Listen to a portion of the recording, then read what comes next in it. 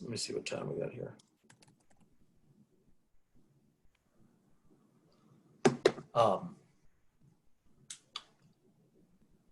All right, well, why don't we get started? First of all, welcome everybody to the first stop on the virtual Hays tour roadshow.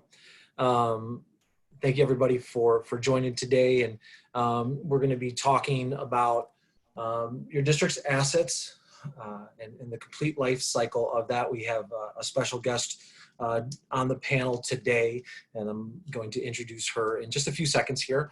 But first, what I'd like to do is really, first of all, invite everybody to know and let everybody know that this is going to be just open dialogue. So, you know, if you have any questions throughout the discussion, please feel free to chime in. We have the chat available, so just submit your questions through the chat channel. And also, if you pay attention to it throughout there, we will be posting some questions just to get your thoughts and opinions on certain things, certain issues around asset management or help desk or anything that involves inventory control solutions and what maybe you're doing or best practices that you've seen throughout your district. So feel free to chime in through the chat. And then at the end, we'll open it up for some questions and answers as well. But before we get to our special guest here, one of the things that I'd like to talk about first is really where we come from in this space. Hays software has been around for the last 30 years. Actually, next month will be our 30th anniversary. And we were started by an education professional by the name of Gene Hays. Mr. Hays was a tenured administrator. He was a principal and assistant principal, and he basically saw the need for more efficient inventory control solutions throughout school districts. And so he founded Hays with his son, Michael. And really, we've grown over the last 30 years into a national presence. And the reason that we've been able to do that is because we only work with school districts, and we continue to do that. So we grow our solutions based on the needs and wants of education professionals. And really what we're learning, and obviously with the pandemic, is that needs evolve, and they evolve pretty quickly during times like this. And so we want to be able to make sure that we're meeting those needs of the districts and of administrators like yourself. We obviously, a lot of the reasons that districts come to Hays is that they really want to be able to, what do you see there on the board is these real five pain points, if you will, of what they're trying to accomplish with our solution. So maximizing existing resources, you know, minimizing the cost of replacing lost assets. Budgeting is big, especially now with sort of uncertain futures, being able to really forecast for your future purchases and really the years down the road as well. The big one, of course, is always going to be, especially right now, is making sure that your students, your staff members really have what they need as well. And then as we see devices going, obviously we've just gone through a time of big deployments. Now the conversation is shifting a little bit to collection. And so what you're hearing about is this is a great opportunity to, to be able to maybe sanitize a lot of these devices because of what we're experiencing with COVID, but also really to solidify your inventory. So as they're coming back in and you're auditing the devices that are coming back in, you're now able to take reliable data and put it into a solution. And so what we've done today on our first stop of the virtual roadshow tour is we've brought in a special guest. She has been with Hays now for, or has worked as a partner with Hays with her district now for a little bit. And so before I stumble on any more of my words, I'm going to let her say hi, introduce herself, and tell us about where she's coming from.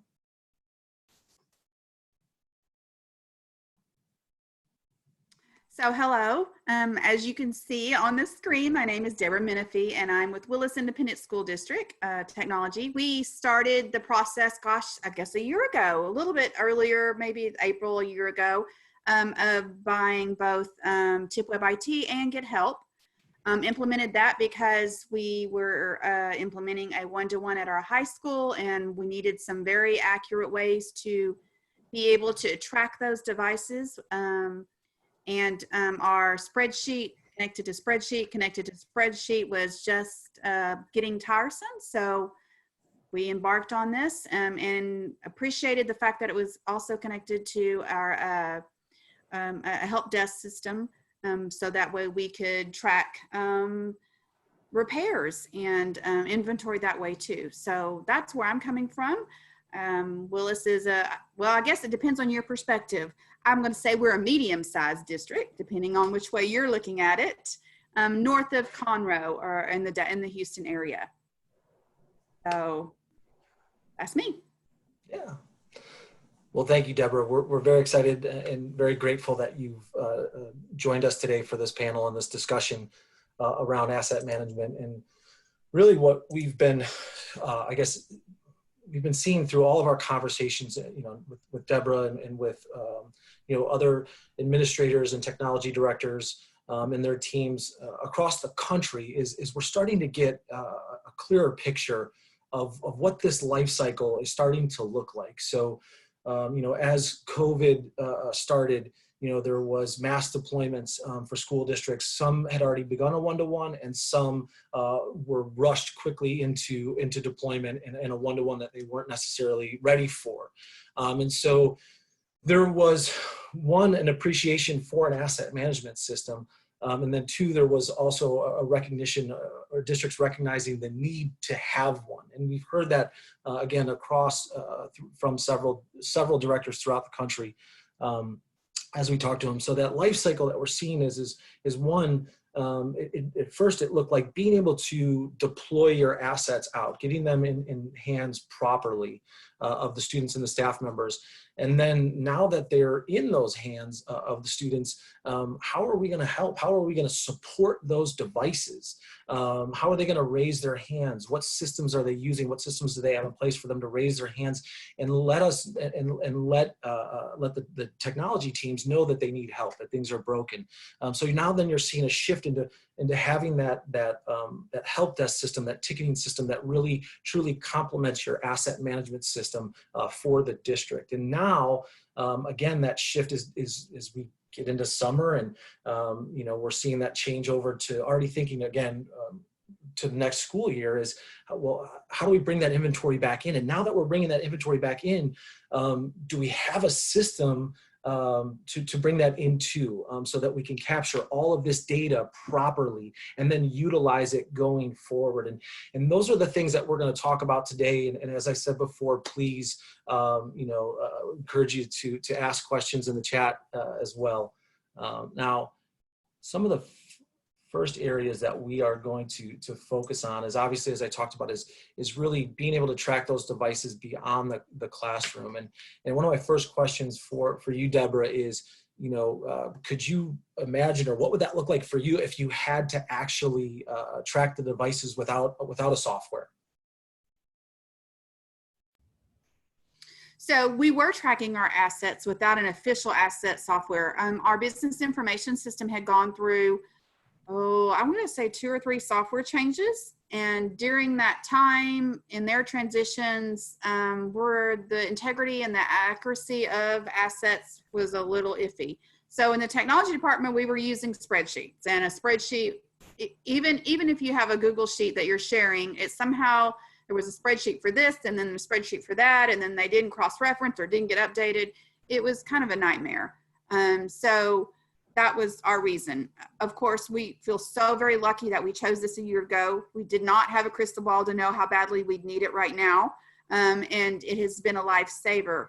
While we were one-to-one and had devices checked out to our high school students, we did not have devices checked out to any other grade levels. So spring break came around and we knew that we were gonna have to do some device give distribution to our other grade levels. We created a Google form that said basically if you would like to request a device, it gave us that information. And then of course we were able to check out the things the devices we had in carts, the Chromebooks that we had in carts to our middle school students because they were already a part of that system. Worked very well. We are now in that reverse process of getting most of them back. Nice. Actually, that might have been a question I was going to save for later, but might as well dig into it right now. No, that's perfect timing. Is that, what are those conversations looking like for you and your team as far as, bringing the devices back? So we have elected to leave the devices out there for a couple of different reasons. Of course, we're getting senior devices. Matter of fact, this week is senior drive-by, drop off your device and get your diploma kind of week. So the seniors, of course, are bringing theirs back, as are the 8th graders that will be going to high school. If they had checked out, any of the 8th graders that checked out a device were in need of a device, they have to bring theirs back because it has to stay with that campus.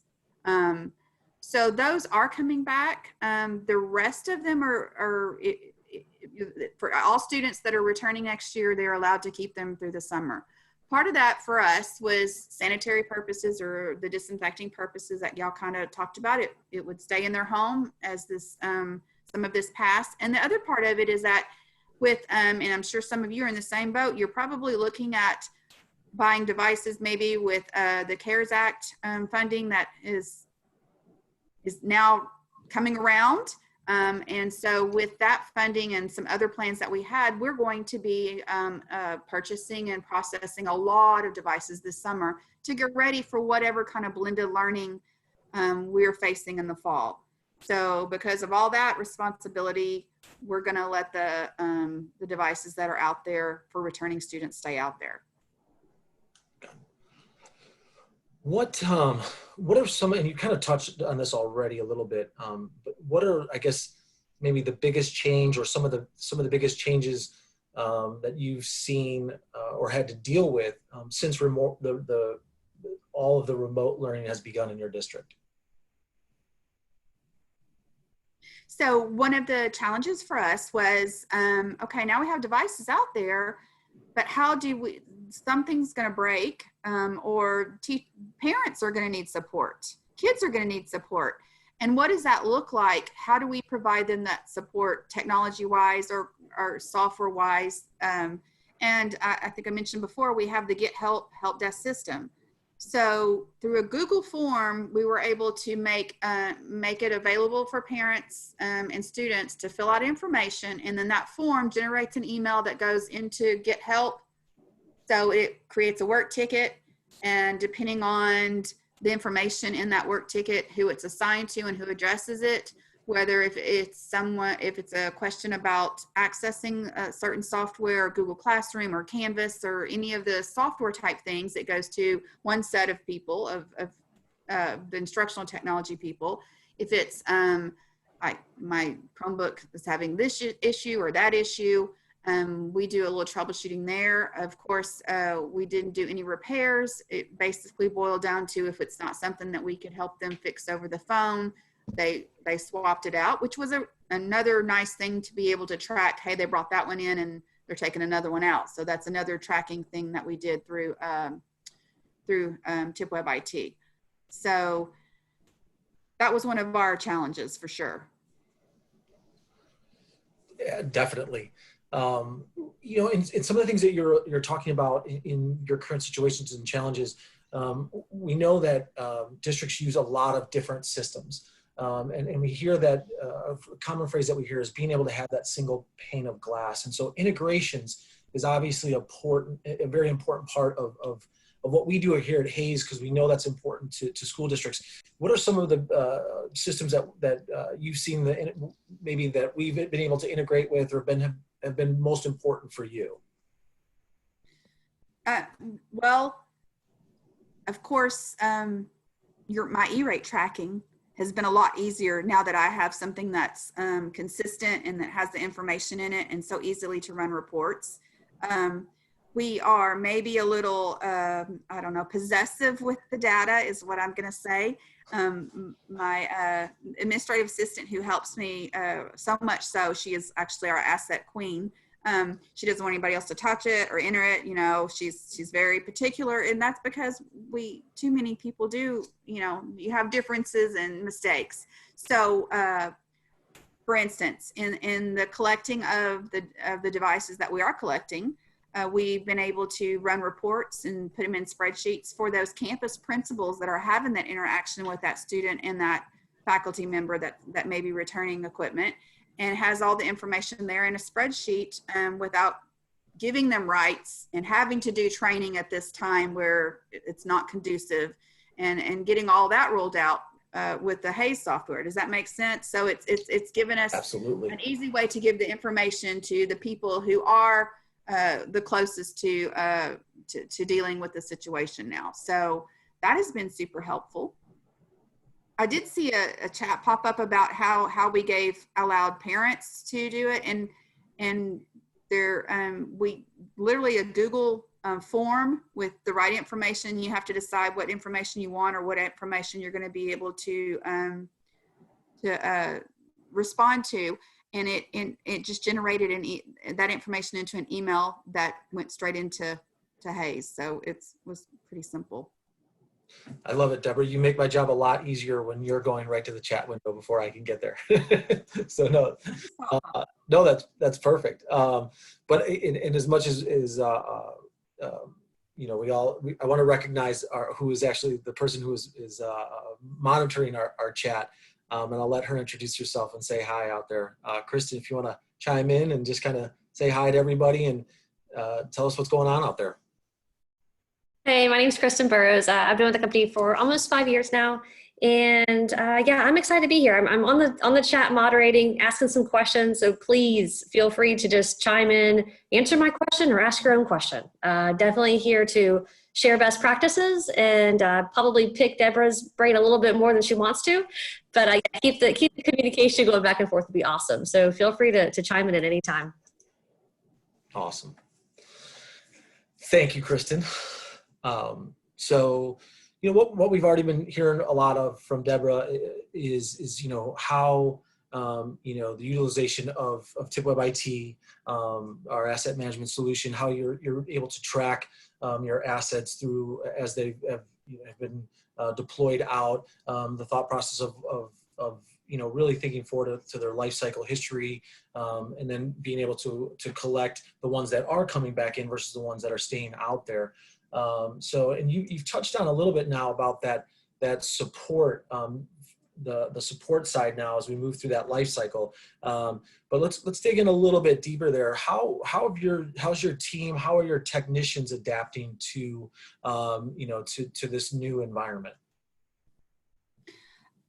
To get help overall, very well. Yeah, like how are they supporting, you know, the way they're seeing support work best, how they're maybe utilizing Get Help, just some of the best practices that you're seeing. So one of the selling points with TipWeb IT and Get Help was that they were integrated. So what that has allowed us to do is to, you know, before when things aren't connected, you go, you know, I think I was in that teacher's classroom just the other day, and she had you know, this is her second or third device that we've had to replace, or you look for patterns, right? And it's harder to see patterns either on with a personal or with a particular device. So since they're integrated, now every time we work on a device and you know, it's connected to that asset number, so that way you can actually go into TipWeb IT and see the connections or the repairs or, you know, any issues or specific things about that device. It's history for you know, besides just who it's been assigned to, any technical issues it's had. So that has been helpful for them. It gives them a little bit of support and more information to see who's chronic or what's chronic in our world. I think they've liked that. The other thing is that we have an iPad that they use out in the field for checking on new tickets or making ticket notes or stuff like that. And the TipWeb IT or the Get Help adjusts to that tablet, that mobile device very well, and allows them to keep up. So, yeah. How, I guess on the flip side too, how are the how are the students or staff members, you know, how have they been raising their hands, either from home or before they went home in the classroom? How are they raising their hands to let you guys know that they're having issues? So last fall, whenever we implemented this with our one-to-one, we did not, and I'm pretty sure there's a new feature out where you can have different types of technicians, but I'm not sure the features come out yet. And I know it's been a request, because I was probably one that requested it, that you couldn't have too many different type of users. You were either a user that got all of the options to any problem, or you were a technician. And we wanted the students only to have the option of filling out a work order for their Chromebook. And I know that sounds confusing. If you're just a regular user, you can fill out a work order for a projector or for network connectivity or your telephone or all of those list of things. We didn't want kids to have that opportunity, because they would fill out work orders that really weren't work orders because they could, because they're teenagers and it would be fun. Because that feature wasn't working for us, again, we went back to the to a little Google form, and they filled out something that generated a work order into Get Help, and of course that work order was assigned to the specific Chromebook tech that would address that, and the communication process, or he was able to track it that way, and we were able to also connect it to the asset. So that made it easier for us. Is that what you were asking me? Yeah, I also absolutely. wanted to say, I see on the screen that jogs my memory about student and staff access with the Google SSO. So when we rolled out Get Help, that was instrumental to us. It was a non-event. Basically, we put the Get Help link where our old help desk was, and we told teachers to log in with their Google, and they logged in. It told them to fill out the information, and they were in. We had no training on the user side, and it was that easy. So That's huge. It was. Yeah, that's great. Have you seen any maybe changes in process since everyone's been working remotely or learning remotely? Anything new jump up, or any new challenges? The biggest challenge is password resetting, because to be secure, you really shouldn't send password information over email or over a text message or something like that. So when people get really stumped and our password reset is not working, they're kind of dead in the water with what to do. And since we didn't have people physically manning the help desk, it was a little bit harder. So that was our biggie. We saw a lot of, and we actually addressed a lot of it through Get Help, because it seems a little bit more secure to do it there than to do it over email. So if they put a work order in the notes, you could have that conversation in the private notes. So it wasn't, I don't know, it seemed more secure. So we used that a lot. Yeah, absolutely. And I think, you hit on a lot of important points, for one, and I'm glad that's recognize the importance of the integration between the two systems, and how that's benefiting the students and staff. But obviously the big benefit is you're seeing from your team as you're working through your tickets.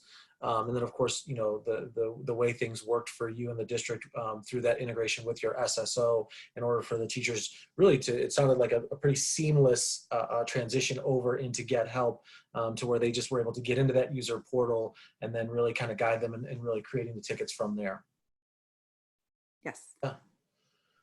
So, as we move along in our life cycle here, one of the things that we've all, I think, experienced is, how do we plan when there's no plan? And so, you've talked about it already, which I thought was some great foresight on your part, into how, already talking about collecting devices. Are there any other challenges as we talk about, looking ahead to the next school year, or, the different processes that you guys are talking about as a team? What are some of the things that are challenges that you guys are maybe foreseeing? And really, this would be also a good opportunity for those of you out there to maybe put some of your challenges in the chat box as well. But Debra, what are you guys talking about as a team around the future.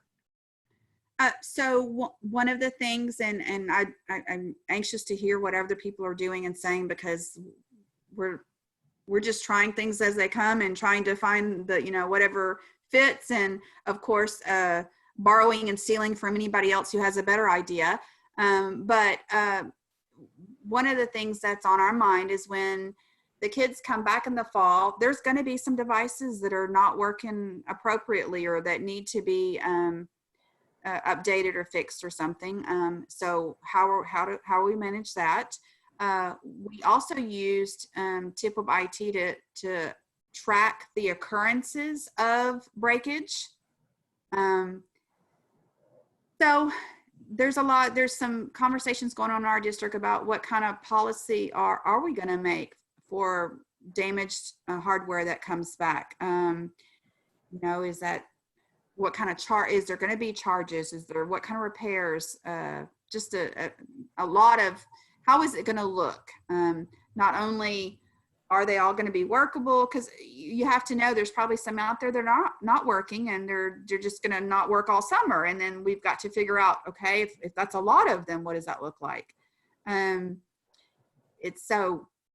That's a biggie for us. How are we going to fix what we don't know is broke yet, kind of thing? And how are we going to do that quick enough to get a turnaround so they're back being productive in their classrooms? And maybe that's not going to be as bad as if we do have some of the face-to-face some of the time. But if that stays remote, if everyone stays remote, because those are all ifs that everybody's entertaining, then how does that process of getting those a procedure in place look? Yeah, and and those are obviously great points and great things to think about. One of the things that we see, actually, and I think I saw a question in the chat, so I'm gonna move over to Kristen around that collection of breakage data and what you're doing with it. Kristen, you want to take over there for a second? Yeah, we just had a couple different people just chiming in with some different ideas. I know one is, how are you guys tracking incidences now, and how are you using that data? So, I think what the questions pertain to, Deborah, is the fact that, like, when damages happen now, how are you guys keeping track of that, and how are you utilizing that data so when new school year does come, you have some kind of preparation and idea of what you're facing? So we actually made, and I'll have to look to see exactly, call it basically occurrences is what we call it. Occurrence 1, occurrence 2, occurrence 3, as the occurrence of repair or breakage. And we were using that under a tab in each one of this under the students' accounts. We had all intentions of using that very accurately, and I have a report run there. But since it was not even a full year, I don't know. I don't know how to predict that. Does that make sense? Yep. Two things. It wasn't a full year that we were in school and that they were using them on a regular kind of way or controlled. And now we have the whole, what'll be 4 months or 5 months of those devices being at home, where there's little brother and little sister and the dog and whoever else. So I don't know how accurately that data is going to be in the future. I would think it would be invaluable, because this time, if this was a regular school year, I'd be running those reports going, okay, we need to put in stock this many extra screens, this many extra chargers because they were lost. I would have the data to make the decisions of what I needed going into the next school year. Yeah, that makes sense. Yep. You say, as you guys are like receiving these in and documenting them as like, occurrence 1, occurrence 2, is this in Get Help, or are you using that for Tip Web IT with like the fees and fines piece? We're using that through the fees and fines and Tip Web IT. Cool. That's exactly what we're doing. Yep. Right.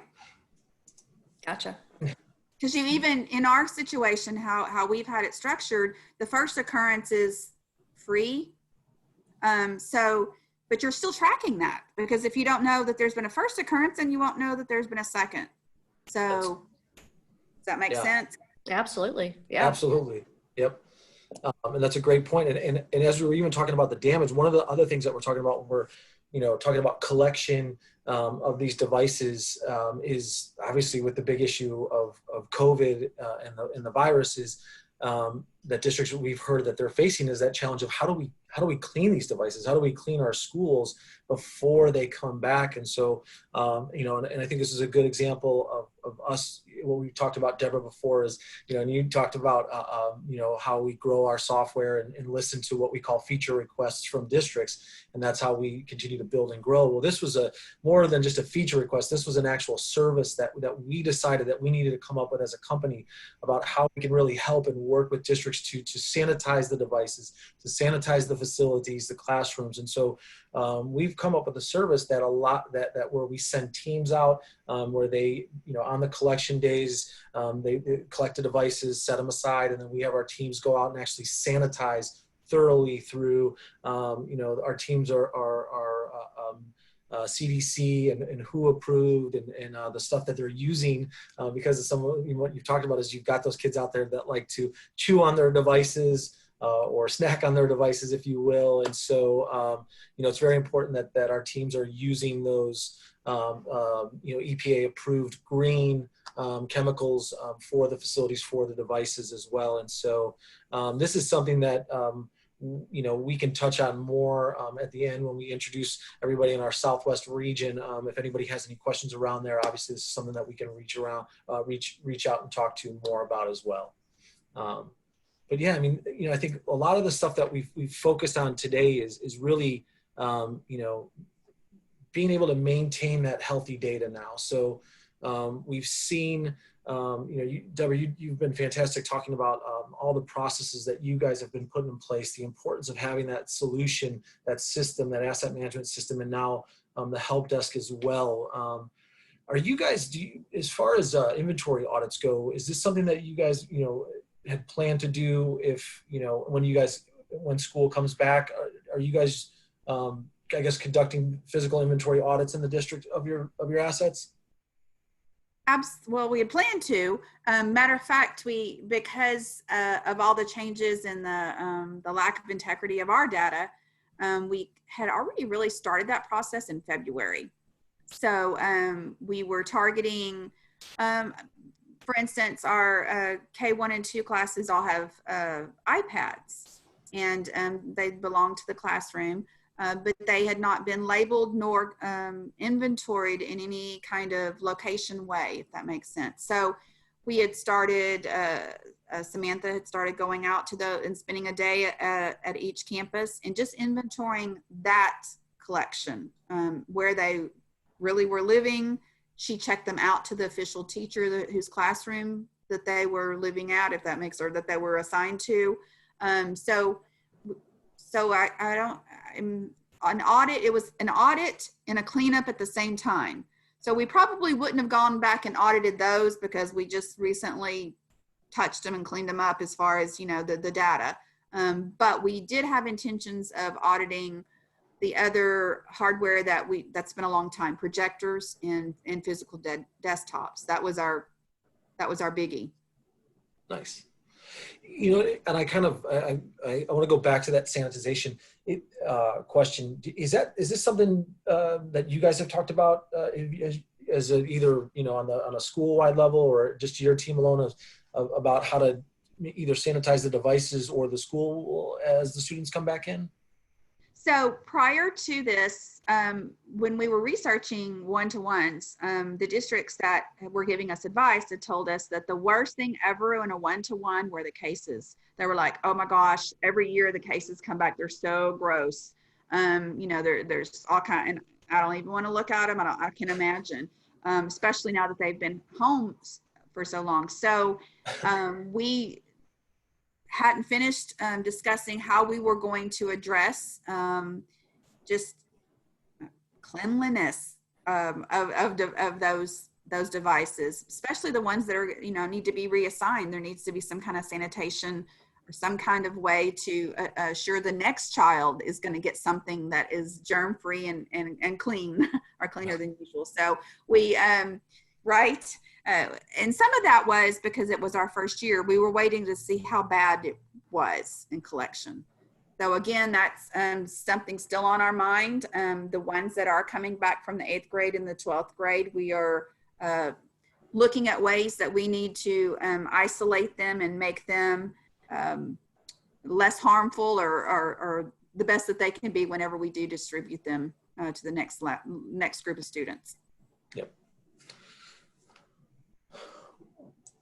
Well, as we move into that last phase of our life cycle that we're focusing on today, you know, I think we've really touched on a lot of these, Debra, and you've done such a great job of really, I guess, you know, explaining to our audience about, you know, the importance and how you're utilizing the solutions to be able to, you know, forecast, budget properly, prepare for what is, you know, as we said, you know, plan for the unplanned, but just really being able to, you know, plan for your refreshes, really to share that data through the software. Are you guys utilizing any specific reports right now, or sharing them amongst your team, whether it's through your help desk or through TipWeb IT that you're maybe sharing with your team or your administrators? We specific reports, mostly counts. We're at this point of the game where we are doing counts of how many of this do you have or how many do you need. And I just finished a recommendation for purchase that we were talking about earlier, but it was all information and reports that I got out of TipWeb IT. So we are replacing all of the little 10-inch Windows devices that we've had for the 4 or 5 years and have in carts in many of our elementary schools and some of our middle schools with Chromebooks. But because the different elementary schools are different sizes, because they have also used some of their title fund or whatever to buy devices, it's not, I can't say, okay, every campus needs 300 because the enrollments are different. What they already have in stock is different. So I've literally been running reports off of every campus, what they have, how many kids that they have now, and how many classrooms they have now. So that way, basically, I have to figure out what every individual campus needs and then add that all up to ask for the big number. So yes, sir, we have been running reports off of and predicting what we're going to need to order for next year.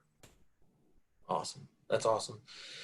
Well, as we start to kind of wrap things up, you know, one of the things, obviously, this being our first stop in the Southwest roadshow, virtual roadshow for Hayes, you know, we want to kind of give you guys some visibility into, you know, these are some of the districts out there that we serve in the Southwest region.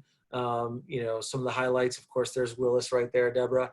But yeah, these are some of the ones that we work with. And what's great about Hayes is that, you know, we work with districts of all sizes. Our solution is scalable, really to truly fit the needs of your particular district or school. And you know, we truly partner with the district to make sure that you have a successful inventory program with your asset management piece, with your help desk piece as well. So as we, you know, before we get to questions that the attendees may have, I want to introduce you to some of the folks out there in the Southwest region who may represent your area. If you all don't mind unmuting yourselves as we go through. Kristen, I know you already said hi. Blake, if you want to introduce yourself to everyone out there. Thanks, Tim. Yeah, my name is Blake Sobel. I'm a senior national account manager here with Hayes. I've been with the company for just over 5 years now. Prior to that, I was the technology director for a school district in Michigan. And the areas that I cover on that Southwest region are really going to be some districts in Texas, the Houston area, New Mexico, as well as Arizona. So excited to be on here with you guys today. Awesome. Thanks so much. Thank you. Heather, you want to say hi to everybody? Sorry. Hi, guys. My name is Heather Hughes, and I've been with Hayes for about 7 months now. I was a teacher for 12 years here in Texas before coming to Hayes. And it's been a wonderful opportunity, a great company to work for. I'm very excited to be able to continue to work with districts.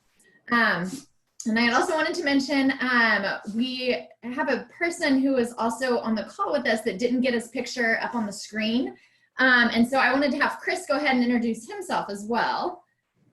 Heather, I feel like you don't have my abilities as a host. I was going to introduce Chris right now. Thank you, Heather. Sorry, Tim. You are making a case for a good co-host. I will say that. Chris, you are up, my friend. Well, thank you both. Yeah, as I mentioned, my name is Chris McDowell. I've been with Hayes coming up on 3 years now. In the Southwest region, the only part I cover is several areas in Texas, including San Angelo. So, Marcus, it's good to see you, and hope to talk to you shortly, answer any questions you might have. Wonderful. And then Ty, you want to bring us home? Man, that's what I do best. Don't be fooled. The quarantine beard, that is still me. It's good to see everybody. I am in Oklahoma. I've been as far as that I cover in this region. I've been with Hayes now for close to 2 years, coming up pretty quick. That's it. Starla, I thought I saw you out there. Are you still with us, Starla? Do you want to say hi to everybody?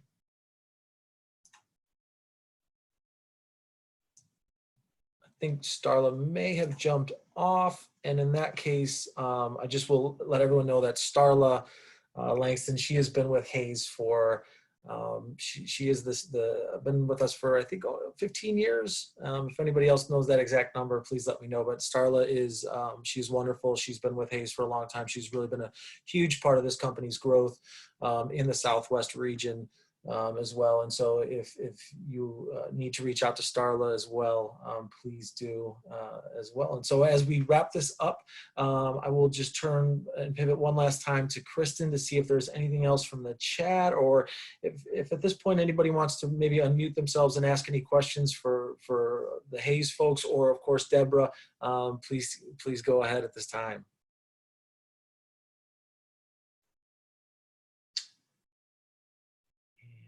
Not seeing There's no other questions in the chat. Double check to make sure there's nothing else we didn't address maybe today. I think we covered everything from A to Z. And nothing else is additional so far. So we just appreciate everybody taking the time to join us. For sure. And before Debra, I want to absolutely give you the chance to any closing remarks or anything else that you would like to cover, maybe that we didn't cover. No, sir. I always wonder if I've said too much, or if that I just speak from whatever is going on if you haven't noticed. And so if there's any other questions I can help, or anything that I've mentioned that y'all would like more information on how we did, I'm glad to share. Or if you have an idea of how we could do whatever I've said better, I would gladly listen to that too. Awesome. Well, Debra, thank you so much for your time today. We really appreciate it. Coming on and joining us for this our first stop on the virtual roadshow. And of course, we also thank everybody else out there for attending the roadshow as well. And we hope everyone stays safe and healthy out there. And again, thank you all for your time today. Take care. Tim, thank you so much. Debra, it was great having you.